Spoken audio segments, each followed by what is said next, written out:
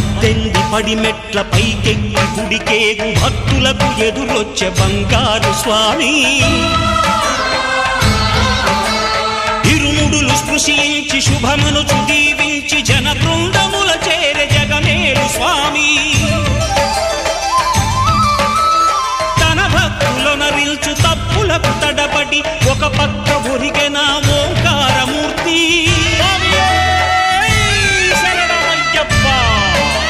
స్వాములందరూ తనకు సాయము కాగా ధీమంతుడై లేచే ఆ కన్య స్వామి పట్టబంధము వీడి భక్తతతికై